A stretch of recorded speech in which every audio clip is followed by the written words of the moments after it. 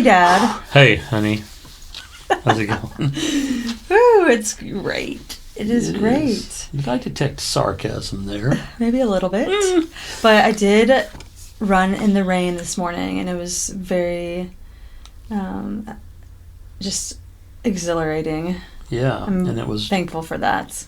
time of day. It was dark. It was still dark. I had my headlamp on. The rain was crazy. Yeah. Felt like I was in a dream. You might hear that in the background today. There are thunderstorms. Yeah. I've missed good old southern thunderstorms the last 10 years of my life. Yeah. Today, we are going to be talking about the fear of failure and how failure actually leads to growth. Yep. We were calling this embracing uncertainty, transforming fear of failure into growth. Mm-hmm. All right, Dad, how about you kick us off and define the fear of failure? What does that mean to you? I've been thinking about it for a while, probably years. But fear, my definition, or the one that actually plays out in my life, is fear of not living up to certain standards. And as I'm thinking about it just now, it's probably my own standards that I put on myself. Mm-hmm. So not meeting expectations from everybody, from God to my parents, to my siblings, to my friends, and myself. What's something that has happened in your life where you experienced the fear of failure, and then how did you overcome that? Man, there's so many. You get to this age and you have lots of stories, but the one I'm remembering right now is I was midway in my career, so I'd been with this company, I don't know, 10 or 12 years, something like that. And I moved from one location to another based on the fact that I would get a job there as a manager, site manager. Is this from our move from Pittsburgh to Tennessee? It would be our move from Pittsburgh to Memphis. And when I got there,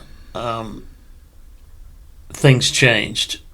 The HR manager took me aside and said, that job that you were supposed to get, that's not going to happen. You don't have your degree. Things are changing in the company, and they're requiring managers to have a degree. And honestly, you're a blocker. And I went, well, what's a blocker? And he goes, you're in the way of someone else who has the degree, who is probably younger than you, and it's probably got more runway.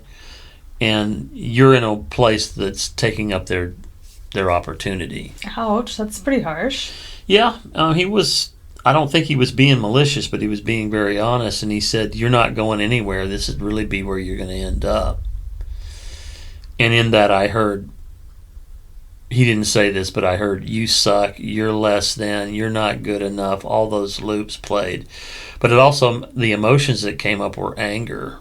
Mm-hmm. I was hurt, but I was angry enough that it motivated me to go get my degree. So I buckled down, How old were you when that happened? I got my degree when I was 49. Mm-hmm. So I'd gotten by on hard work, my personality, and my ability to communicate for years. Mm-hmm. But I got called into account for that, and I could have put my head down and said I quit, bailed out, whatever. But I didn't. I used that to motivate me to go get something done that I probably should have had done years before, but procrastinated on. Do you feel like you consciously were scared to go to school in the first place, or did you? I know you were in the Navy right after, but like, was it fear that held you back from getting your degree? Yeah, there's always another story, right? And for me, the other story was that I was not a very good student in high school. I was average, and it was the age-old thing that the teachers tell your parents, that you're not applying yourself.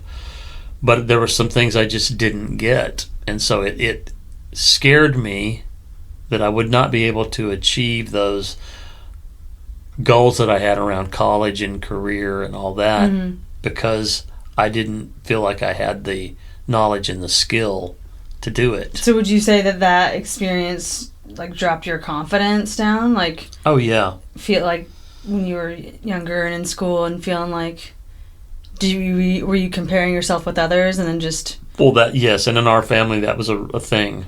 Yeah. You compare. Yeah. And that goes everywhere from God on down to your siblings. Is okay. Well, I'm not being good enough. I'm not being smart enough. I'm whatever all those things we hear. Yeah. So yeah. Yeah. Well, it's fascinating because the fear of failure is really the tip of the iceberg. It always is so much more than just, oh, I'm scared I'm going to fail. I'm scared this isn't going to work out. It's, it hits on all of those pain points of, disappointing others. For me, not being good enough, being fully like vulnerable and exposed. Like it hits on unrealistic high expectations. Right. The perfectionism. I mean, that's a big thing. It's like, oh, if I don't do this right the first time or whatever, if it's not perfect right away, then I suck and I basically shouldn't do it. And all that got kind of blown out of proportion in our culture some years back with everybody gets a trophy. When you guys played soccer, there were some leagues that we played in. Everybody gets a trophy, whether you lose or not lose. Well, real life, hate to say it, but there are winners and there are losers. It has nothing to do with your character or who you are as a person, but sometimes you fail. And what I've learned in all of this is what are some ways that I can use failure as an opportunity for growth. Right. And so it's redefining what does failure mean. It's some people say, okay, failure is, that's actually, if you look at the etymology of just to fail, it is to end. And it might be the end of something, but that it also doesn't mean that it's the big end. It's the end of something and it's the beginning of something else if you allow yourself to see it that way. So I think we have to really dissect ourselves, not what society thinks or culture or our parents, but like how can we personally define failure for us in terms of us growing as human beings. And like you said, it's an opportunity. And that's easy to say as we're sitting here talking on a podcast about all that, but in real life that takes work. Takes intentionality, focus, practice. Lots of different elements go into changing the way you think. Right. If you're looking at it from a spiritual perspective, repentance means to change your mind. We make it into this big religious thing. It's just change your mind. Right. And go a different direction. Dallas Willard said, it's consider a new strategy for your life. Good timing on the thunder. Yeah. Anyway, those are kind of my ideas about fear of failure and fear in general. But what about you? What are some of your thoughts about it? It's interesting because I've done a lot of quote unquote scary things in my life that for me almost come naturally, picking up, and because we move so much, like that's not something that's really scary. It's like an adventure and I love it. Just a lot of my extreme sports that I'm into, some people would say, oh my gosh, that's so scary, hanging off a cliff 1,800 feet up, like that's thrilling to me. But when I think of fear of failure, like I'm not really scared of that stuff. I'm more like I fear like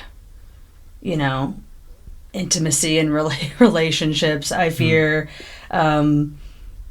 being fully seen and exposed. And I look back on my life, on the areas, on the times where I tried something and it didn't work out, and maybe it's growth or maturity, but I don't see any of that as like failure. Like it was I've tried different business ventures. Yaz and I started a nonprofit when I lived in Denver, and it didn't work out, but I learned so much. And I tend to just see life as, the glass is half full. I can see the silver lining in a lot of things. Well, then, okay, so if that's true, then what do you see as failure? And then what do I see as failure? Good question, because it stopped you in your tracks. I know. I think what I see as failure would be like the stagnation, or the fear is so strong that it's debilitating, and I'm unable to do whatever it is I wanted to do. When I look back at moments where I've kept my mouth shut when I really wanted to open them, those are the moments where I'm like, open them? How many mouths do you have? 35. Yes. Having these desires not come to any fruition because I'm just too scared to be seen or to be vulnerable. Yes. Okay. So being vulnerable. Vulnerability. I mean, that's coming up for me right now in this moment, with my business. Like, I have for many years wanted to work for myself, and have tried different times to do that. But I'm really like in the space right now in my life where I'm actually doing it in real time, and there's a lot of fear around that. Like, I didn't think starting a business would bring up so much of this stuff around my worth, being fully seen and exposed, and so there's fear in there of it not working out. I mean, I think I can logic it in real time and be like, okay, if I have to end up setting this aside and going to work for the man, then I'll do what I have to do. But I really want to see myself, ride this wave and actually be able to support myself and give the same kind of passion and heart that I have given to years of working for other people. Like, I want to see myself be able to do that, to give that to myself. So you want to try something on the fly here? Yeah. What do you want to try? So let's do some, if you're game, let's do some coaching. Okay. So take off dad hat and you're putting on a coach hat? Yes. Okay. Growth opportunity for both of us. Okay. The way I coach is it's always a collaboration. At the end of the day, I'm not fixing you. I'm not giving you advice. This is about you discovering what you need to do in terms of growth. Okay? Okay. This is the question I almost always start out with is, what do you want?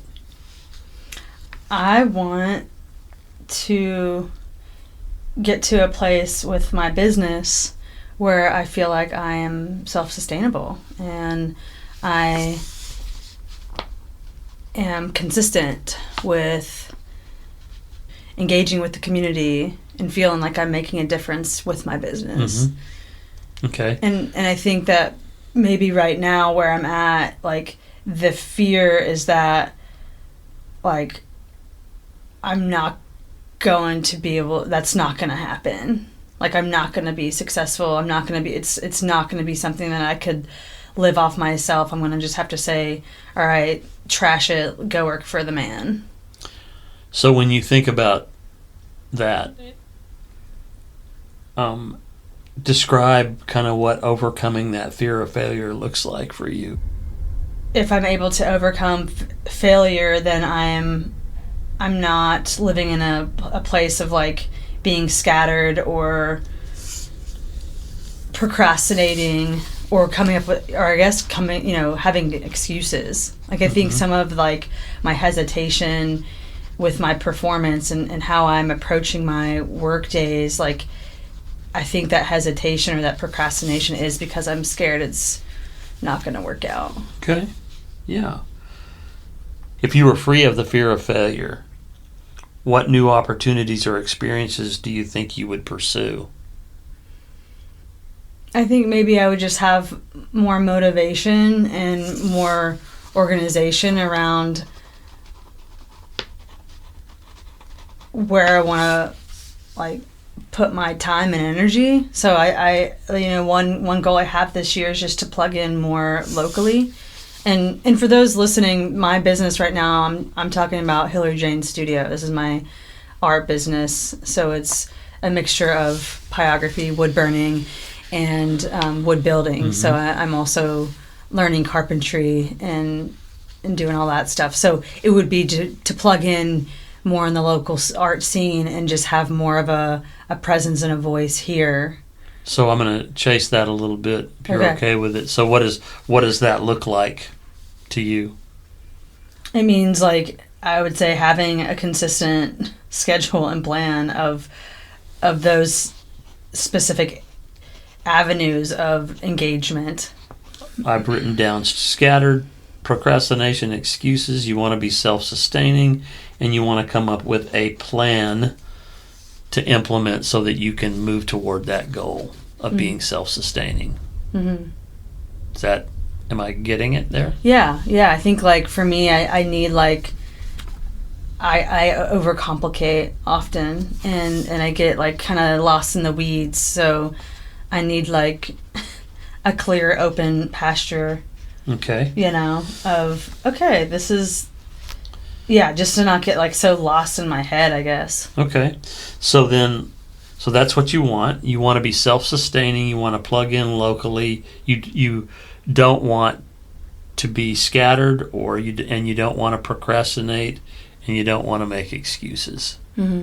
So the way you can, what are some ways that you can flip that? And we don't have to go there now, but what are some ways that you can turn those challenges into positive statements later on? So based on what you said, let's go to reality. Okay. So how does this fear of failure usually manifest for you? I think it's just like it gets like disorienting. It's like I'll sit down and have this idea of where the day's going to go, and then I get disoriented and I start going into avenues that don't necessarily matter in that day. Right. It's like I get distracted. I procrastinate in that day where it's like, okay, usually I'm very like high functioning, organized, and I've worked in fast paced environments where I can just get stuff done and be like on the ball. Maybe I just need to start drinking coffee again.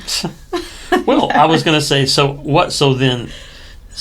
overcomplicate things you say. Yeah. So that's how it manifests for you. But are there any physical or emotional signs things that are going on when that's happening? Yeah, I'm like pacing like a freaking old man. Yeah. Like just putzing around and like ding ding. Like I'll be on. Right, is that directed at me? That's not a coaching question.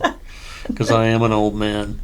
No. So physical and emotional things are happening. What happens? What do you feel like physiologically when you're in that place? Frustrated, and I feel.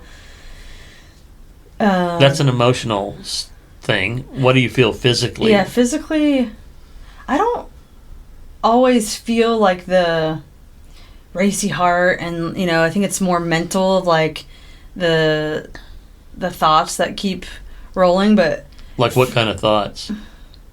What am I doing? Why can't I get? It's like I nitpick myself, so I kind of beat myself up a little bit, and I go to extremes. It's like you didn't do anything. Yeah. You're not like, which is not true. It's like you didn't do shit today, and it's right. like, wait, actually, yeah, I did. But I like hyper focus on the negative things and things I didn't do, and I kind of beat myself up a bit. Can I tell you an insight right now? Sure. Pay attention when that happens physiologically and mentally. And then as we're thinking about this, what would be some ways that when that happens, you can address it on the fly in real time? So we can come back to that. On a scale of 1 to 10, 0 meaning you haven't done anything about the fear of failure and you live in that space, and 10 being you've overcome that and are working on it on a regular, consistent basis and practicing things that help you be healthy with regard to the fear of failure. Where are you? Maybe a 6. Okay. Yeah. So you're not a 0. Yeah. You're not just living a defeated life there. You're I know you're working on that. You have been. So the idea here when we're talking about growth is moving the needle. Mm-hmm. That's where we've talked about in the past about practicing this till you become this. Mm-hmm. So you've got, the idea here is not to go from a 6 to a 10 by tomorrow afternoon. Mm-hmm. What are some ways that you can move the needle from a 6 to maybe a 6.5 or a 7 in whatever amount of time you think that's realistic? Okay, so that's a thing to think about as we keep going. Yeah. The next area of this would be options. What can you do? And the question I would ask here is, what are some strategies or practices that you've heard of or think could help to manage your fear of failure?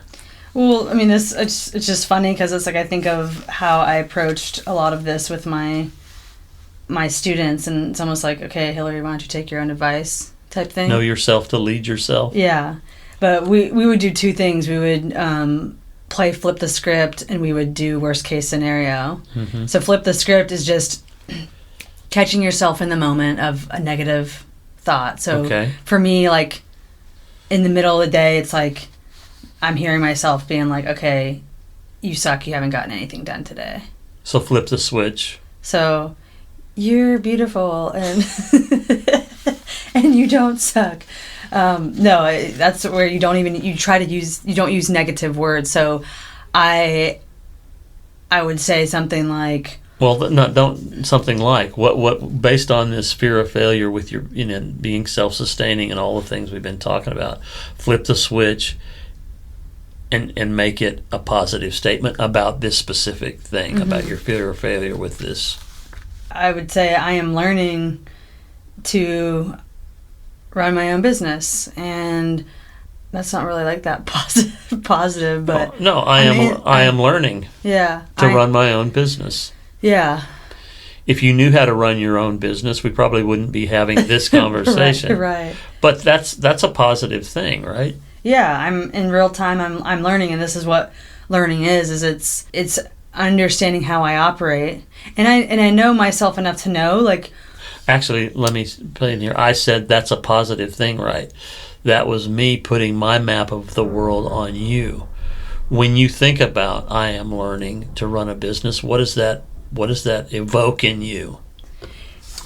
It's telling me that it's okay that I don't have it all figured out right now. It's hitting on that perfectionism thing. What? Say that again. It's letting me know that it's okay that I don't have it all figured out right in the moment. Can I offer an insight here? Sure. So listen to that. Right. So when you're talking in a positive way about your growth opportunities, what's going on in you? Well, I'm just replacing the kind of harsh criticism with some self-compassion and some patience with, accepting that my worth isn't tied to my performance, because I think that's where a lot of it lies, is that, you're worthless because you don't know how to do something. Yes, and that's called a limiting belief. Right. So we're listening to these things that limit us. What's worked for you in the past? You're a, well, it's weird to say that you're middle-aged, but you kind of are. Right? No, I'm not. So you're a young woman in her 30s. You just didn't fall off a turnip wagon yesterday. What have you in your life? What is some learning that you've experienced that you could bring into this situation? I could look at a lot of different areas. Taking on with my last job at the college, taking on a managerial role. So talk about that. Well, I didn't want to, because I tend to shy away from leadership opportunities because it's scary. Mm-hmm. But in that situation, one, I sought guidance and counsel. So that's always been helpful for me. I can, like, when I'm in a place of vulnerability, I tend to withdraw and isolate.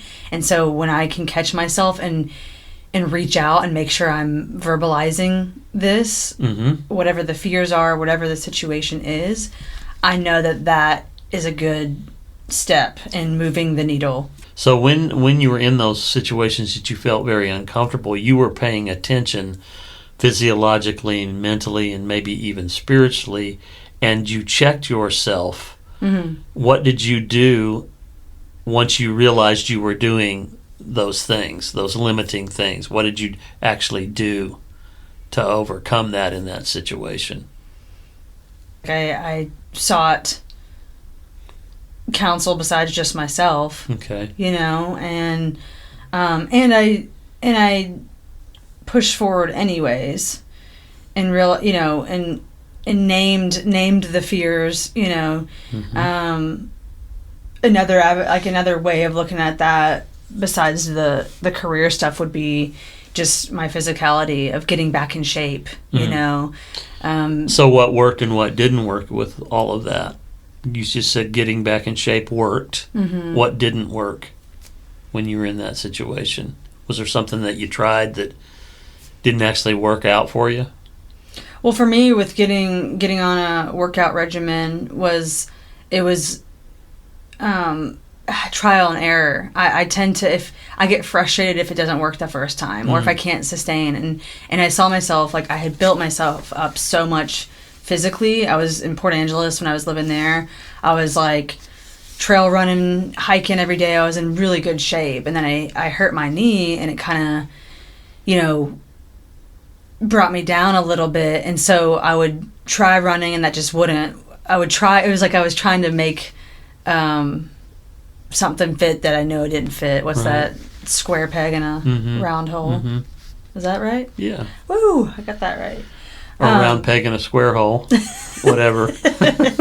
Yeah. So I need to stop and take a breath, and because I get like frustrated with myself. What?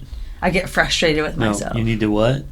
I need to stop and like pause for a moment and really sit with what the situation is and be like, okay, this isn't working. This is okay. Let's move on and try a different technique or a different strategy. Well, what would happen when you would stop and pause? What did you gain from that? A little bit more clarity, because then I feel like I wasn't drowning in it. I was chilling on the life raft and be like, okay, catching my breath a little bit, being able to have more of a bird's eye perspective of the situation. So, for instance, with working out, it was like, okay, how do I get back to that consistent level? And so I tried a bunch of things that, wouldn't work. And so I knew, okay, the last time I was really consistent with working out is I, one, had others around me who were doing it as well, and two, I was able to in real time feel the benefits of whatever that workout was, and three, I typically had someone almost coach me through it. So that's what led me into Orange Theory. Okay. which that has been like, okay, I've now been able to work out consistently for 6 months, and I haven't been able to do that. And, right. I wasn't able to do that before. What would be a way that you could apply that? I heard you talking about stopping. You gained clarity. Could I use the word perspective there too? Clarity. Yeah. And then you didn't say this word, but if you'll let me say it, when you surrounded yourself with people, did that bring some sort of accountability? Yeah, I think it's like that whole... It's my word. What would be your word? Sorry. Yeah, I think accountability. I think growing up in the world of sports and having a team, I don't want to fully rely on... I can't fully rely on people. I've got to rely on myself too. And it helps, though. It's okay to rely on people and have, to say I get motivated when I'm working out with others. Like when other people are also kicking ass and, taking names, I'm like, I get pumped with that. Mm-hmm. And so there's, being an extrovert, I get energy from other people. So it helps to talk out those sort of things. Like in my line of work as an educator, being able to be in a team setting, that was helpful for me. So I think that's what's hard with this business, is it's just me. Does it have to be just you? No. So what else could you do there based on what you learned from the past? How can you apply that to this situation? Well, yeah, building a support system and having a network of people which I am, I am doing that. I think sometimes that's a hard ask because I don't want to be a burden, Right. So that hits on other things. Yeah. But yeah, I mean, I was able to last year find a really awesome online community of other artists and people in my particular art. And how has that elevated your growth? Well, it propelled me to get a lot of stuff done, and now it's like I want that not just in the online world. I want that here physically. Okay. I think I struggle sometimes when it's, kind of not out of sight, out of mind, but yeah. So those are some things that you have done and that you could do. Mm-hmm. So now that brings us to, what will you do? Or another way to say that is, what is the way forward? So of the options that we've discussed, which one or ones resonate with you the most, and how do you envision applying this in your daily life with regard to the fear of failure and growth? The pausing and getting clear, setting clear goals and keeping it focused.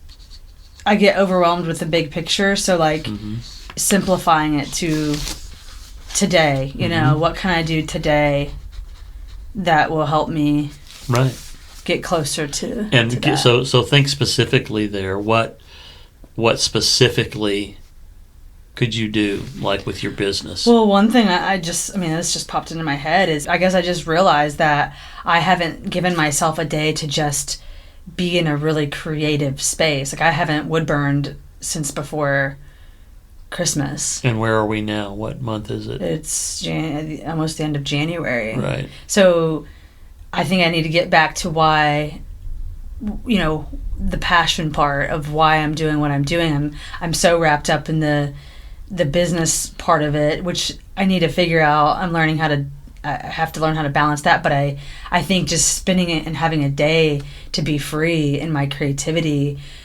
is it builds up that energy that then can cross into the other areas. So not being creative that long, what do you think? What are some ways that's contributing to your fear of failure, if it is? I don't know. It's okay to not know. I don't know the answer to that either, but would that be a place to think about? Yeah. It could be like me purposely or unintentionally not letting myself have that. I know sometimes what I do is, like, if I know I need something, like let's say I need to run, I need to work out, and I get flustered, I tend to give those things up that I know I need the most. Okay. So, and I think I know I need that creative outlet, and I've had other ways of having that, of expressing that creativity, but I think it's just allowing myself to be in a space where I can let that flow freely. So I need to probably look at my calendar and be like, okay, here's a day, because I get wrapped up in, this isn't making, I'm not making any money here, and it's like I don't want my creativity to be tied to money either. Right. Like, even though it might be, right? Well, in some way, because in terms of self-sustainability. Yeah, if it's a business, but I don't want that to cloud. Yeah. Or jade my creativity. Yeah, and so a question you could ask offline, Hilary, to yourself is, okay, what do I need the most right now? That's a question, but the question I want to ask you is, okay, so as a way forward, based on what we've talked about today, as far as what you want, which is your goal, what your reality to that goal is, your options, and where you've grown in the past that you could apply, and your way forward, what is one thing that you could do this week or in the next couple of weeks to move the needle toward your desired outcome? Create. That's one. What else? Instead of setting like 50 goals to complete in a day, make a list of like one and then achieve that, and don't move on until I achieve that one goal. Okay. What Keep running. Okay. Go run again. So 'cause I know that helped me today. keep running, make a short list, and create. Mm-hmm. How are you going to hold yourself accountable to move this needle? Like you said, be specific. Like once we're done with this and I sit down later tonight, to actually... What if you texted me or say Darby and saying, hey, I've done this. I created my list. Or what are some other ways that you could hold yourself accountable? Yeah, that would probably be helpful. Like actually using I have a planner, but actually like using my phone as like an alarm, to like... Reminder. Yeah, set reminders. Yeah. Okay, so let's wrap this up. What are you taking away from the conversation that we've had today? My takeaways would be I'm not as bad off as I thought. It's, I am progressing in this area of learning. And two, that I just need to remember to pause and breathe and step back. Mm-hmm. So my response to that would be one, I want to affirm you in two ways. One, as your father, I'm very proud of you, of who you are at body and soul and spirit, and just the way you carry yourself as a young woman in the world. As a coach in this situation, you have done some good work today. I stayed out of the way for the most part. And this is work that you did. Mm-hmm. That took courage to go there. That took you stopping long enough to see it. So you are totally capable of doing what you need to do. And I just want to affirm you in that. It takes courage to be honest like that. So good work on your part. Thanks, Dad. Yeah. Yeah, so... That's cool. Well, I didn't say it at the beginning, but that is something that I use called the GROW model. GROW, and it's from a book called Coaching for Performance. Yeah. And I have used that GROW model with people as young as 10 and people as old as 80. Yeah. So it works. You can use it for almost anything. Yeah, it is good. I use that with some of my students as well, so it is definitely comes in handy. Do you have any other strategies that you use when trying to face your fears or your fear of failure? Well, for me, be honest with yourself and with others. It's not fake it till you make it. You're not faking this. You're not putting on a mask and acting like you got your shiza together when you don't. This is practicing it. And part of that is being aware that you need to change, and then having a desire to change, and then taking advantage of all the learning tools and knowledge that you can, and then actually changing. Mm-hmm. So for me, it's being honest. I personally pray about these things and look for wisdom beyond my own intelligence. Mm-hmm. And don't be so hard on yourself. I'm learning to not be hard on myself. That doesn't mean that you don't hold yourself to accountability or that you don't do the hard stuff. Mm-hmm. But it means that you have grace for yourself. Mm-hmm. What we did today is you and I went through a coaching session, but the thing is you can do this with yourself. I get a piece of paper out and write GROW on it and just go through this exercise myself. Yeah. And it does what you were talking about. It can bring clarity. Mm-hmm. Yeah. Yeah, I think getting our thoughts out on paper. I just am such a firm believer in some sort of like bringing out into the physical realm, journaling, taking notes, charts. Like I'm very visual, so like having that, like it might seem daunting, but I want to encourage. I'm encouraging myself too when I say this. Of don't have to overcomplicate it. Right. In fact, that would be a practice. Make it as simple as possible. Make it as specific as possible. And if you're an internal processor, or everybody's wired differently. Some of this is easy for some people. Mm-hmm. This is hard for me because I'm a mosaic thinker. I'm thinking of all these things, and I'm an external processor. So quieting down and getting focused is something I have to practice. Mm-hmm. It's finding the balance of if something's not working, that's my thing. If it's like I keep trudging through this one path and it's not working. So listen to that, and that's where it's like this so important for me to pause and almost like pull myself out of the situation to change the scenery, or this I'm stuck here, I have a block, and so being able to pause and regroup before I take the next step. I mean, it's okay to quit. Sometimes if you're going down a wrong path, you need to stop going down a wrong path, and it's okay to quit, and it's okay to change your mind. Oh, I was doing this with my limiting beliefs, and it's actually making it worse. I need to change strategies here and do something else. Right. I would just want to encourage you and others is that's another affirmation and encouragement. Being vulnerable is really scary in and of itself. Being transparent and being that honest. And that's part of what coaches do, if they do it well, is create an environment of trust. You're not a bad person because you fear failure. Right. You're not weird, or you're not. Yeah. And so it's having this place where you can let your guard down, and hopefully that's what we've done here. Yeah. And showing you out, that are watching and listening, that everybody has fear of some sort.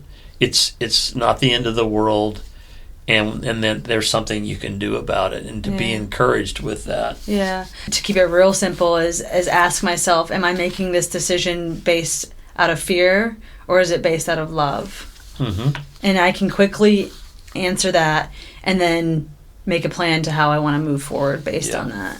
Kind of what we want to do is turn it over to you out there that are listening and watching, and that is kind of reflect on your own experiences around fear, and if you feel like it, share it with us, how you've managed it or how you've overcome that. We would love to hear. There's a million ways to do this, and we would love to hear what you think about that. If you want to contact us and share more details, you can email us at PowersShiftCoaching@gmail.com. We have loved, and I'm speaking for you, Dad, but we have loved the dialogue that doing these podcasts has created, and we want that more and more. Like, if you don't feel comfortable commenting on our Instagram or our TikTok or our YouTube, email us personally, and let's have that conversation. Or don't forget to subscribe to the podcast. Yeah. And leave a review. The feedback that you give, and we've actually had some Zoom calls with people that called us and said they had feedback. So we're open to that. We want that.